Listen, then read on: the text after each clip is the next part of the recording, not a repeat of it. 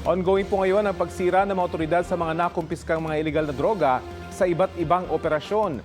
Update tayo sa ulat on the spot ni Oscar Oida. Oscar.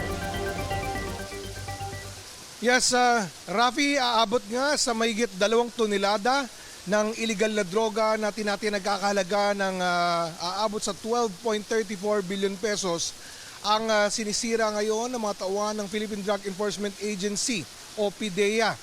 Ito ay sa pamamagitan ng tinatawag na thermal decomposition sa isang waste management facility dito sa Cavite. Ayon sa PDEA, ito na ang pinakamalaking volume ng dangerous drugs na sinira ng ahensya ngayong taon. Kabuang 2.22 milyong gramo ng solid substances at higit 106,000 milliliters ng liquid dangerous drugs ang sinailalim sa disposal. Pinakamarami rito ang shabu na umabot sa higit 1.77 milyong gramo at nagkakalaga ng 12.06 billion pesos.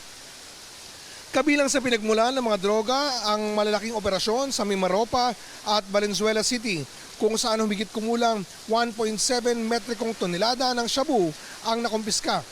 Ayon kay PDEA Director General Undersecretary Isagani Nerez, tinitiyak ng pagsisira na hindi na muling makakabalik sa illegal na drug market ang mga nakumpiskang droga.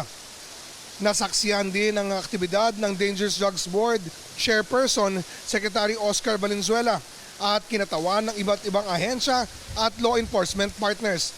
Ayon sa PDEA, bahagi ito ng patuloy na pagsisikap na masiguro na ang legal, transparent at permanenteng disposal ng mga nakumpiskang droga. Rafi? Maraming salamat, Oscar Oida.